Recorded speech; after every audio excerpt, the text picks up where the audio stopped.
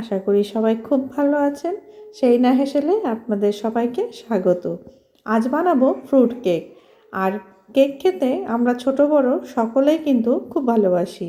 চলুন রেসিপিটি দেখে নেওয়া যাক।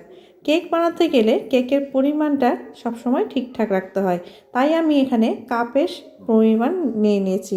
1 কাপ চিনি, 1 কাপ থেকে একটু কম নিয়ে নিয়েছি সাদা তেল, 1 কাপ মতো নিয়েছি দুধ, আর একটা ডিম ফেটিয়ে নিয়েছি। এখানে ড্রাই ফ্রুটসের মধ্যে আমি নিয়েছি কাজু, কিশমিশ, টুটি ফুটি। 1 চামচ নিয়েছি বেকিং পাউডার, আর 1 চামচের প্রায় 4 ভাগের 1 ভাগ নিয়েছি বেকিং সোডা। আমি সেই চায়ের কাপের মাপে 2 কাপ নিয়ে নিলাম ময়দাটা আমি চেলে নিয়েছিলাম। এবার 1 কাপ চিনি আমি এটাকে মিক্সারে ডাস্ট করে নিয়েছি। চিনি গুঁড়োটা দিয়ে এবার আমি ময়দাটাকে মাখিয়ে নিয়েছি। তারপরে দিয়ে দিলাম এর মধ্যে একটা ডিম ফেটিয়ে, আর যে তেল নিয়েছিলাম সেই সাদা তেলটা এর মধ্যে দিয়ে দিলাম। এবার চামচ দিয়ে এটাকে এভাবে নেড়ে নিচ্ছি। এবার 1 কাপ যে আমি দুধ নিয়েছি সেটা রুম টেম্পারেচার থাকা দুধ, সেটা ঠান্ডাও হলে হবে না আর গরমও চলবে না, একদম রুম টেম্পারেচারে থাকে। দুধটা আমি একবারে দেব না, অল্প অল্প করে দিয়ে আমি একটা স্মুথ ব্যাটার বানিয়ে নেব। খুব বেশি পাতলা হবে না, তাই আমি একসঙ্গে দিচ্ছি না, অল্প অল্প দিয়ে ঠিক এতটা ঘনত্ব রাখবেন। আমি চামচের সাহায্যে উঠিয়ে দেখিয়ে দিচ্ছি আপনাদের। এবার বেশ ভালো করে ফেটিয়ে নিয়ে তারপর আমি এর মধ্যে এবার দিয়ে দিচ্ছি আমি বেকিং পাউডার 1 চামচ আর বেকিং সোডা 4 ভাগের প্রায় 1 ভাগ।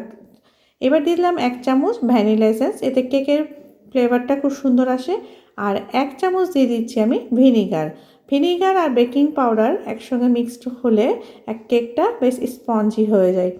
এবার আমি ড্রাই ফ্রুটসগুলোর মধ্যে একটু ময়দা ছড়িয়ে দিলাম, কারণ যে ময়দা মাখিয়ে দিলে ড্রাই ফ্রুটসগুলো খুব তলায় নেমে যাবে না। আমি কিছুটা ড্রাই ফ্রুটস এই ব্যাটারের মধ্যে মিশিয়ে দিলাম, আর কিছুটা আমি রেখে দেব, সেটা আমি পরে ওপরে দেব। আমি যে পাত্রে কেক বানাবো সেটাতে এবার তেল লাগিয়ে দিলাম, বেশ ভালো করে তেলটা ব্রাশ করে নিচ্ছি। এতে কেকটা আটকে যাবে না, বেশ তাড়াতাড়ি সুন্দরভাবে বেরিয়ে যাবে। তলায় আমি একটা সাদা পেপার দিয়ে দিলাম, এবার পেপারের উপরেও আমি একটু তেল ব্রাশ করে নিলাম।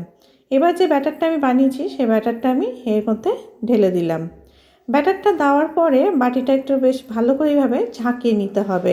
এইভাবে ঝাঁকিয়ে নিলে যে তলায় যে বাতাসটা থাকে সেটা বেরিয়ে যাবে। একটা কড়াই আমি নিয়ে নিয়েছি লবণটা আর বেশ গরম হয়ে গেছে, কড়াইটা কিছুক্ষণ গরম করে নিয়েছি। তারপরে আমি তারপর একটা স্ট্যান্ড বসিয়ে তারপর আমি বাটিটা বসিয়ে দিলাম। এইভাবে আমি ঢাকা দিয়ে দিচ্ছি। এবার আমি 15-20 মিনিট পর একবার ঢাকাটা খুলে নিচ্ছি। একটু ফুলে যখন উঠে এসেছে তখন আমি ওপর থেকে ড্রাই ফ্রুটস যে বাকিগুলো রেখে দিয়েছিলাম সেগুলো ওপর থেকে দিয়ে দিলাম। এইভাবে ওপরে ড্রাই ফ্রুটসগুলো দিয়ে দিলে এটা তলায় চলে যাবে না, বেশ সুন্দর ওপরে থেকে যাবে। এবার আমি এটা দিয়ে আবারও আমি এটা ঢাকা দিয়ে দেব। কেকটা তৈরি হতে মোটামুটি 45 মিনিট প্রায় লেগে যায়। 45 মিনিট পর আমি এবার একটা কাঠি দিয়ে চেক করে নিচ্ছি কেকটা ভেতরে কাঁচা আছে কি না। কাঠিটা যখন শুকনো আছে তার মানে কেকটা আমার পুরোপুরি হয়ে গেছে। এবার এটাকে আমি নামিয়ে নিয়ে ঠান্ডা করে নিয়েছি। ঠান্ডা করে এবার চাকু দিয়ে ধারটা ঠিক এইভাবে একটু কেটে নিয়ে একটা থালার উপর করে দিলে খুব সহজে কেকটা বেরিয়ে আসবে। কেকটা আমার দেখুন কি সুন্দর হয়েছে, খুব সুন্দর একটা কালার হয়েছে আর খুব স্পঞ্জি হয়েছে। আমি যে পরিমাপটা দেখিয়েছি আপনারা সেই পরিমাপটা ফলো করুন। আপনারাও এই নিউ ইয়ারে এইরকম একটা স্পঞ্জি কেক বানিয়ে বাড়ির সকলকে কিন্তু তাক লাগিয়ে দিতে পারেন। দেখুন আমি আপনাদেরকে কেটে দেখিয়ে দিচ্ছি কেকটা কতটা সফট হয়েছে ভেতর থেকে। কেকের কালারটাও খুব সুন্দর হয়েছে এবং খুব সফট হয়েছে। আপনারা দেখে নিয়েছেন, দেখুন কীরকম সফট হয়েছে, খুব স্পঞ্জি হয়ে গেছে।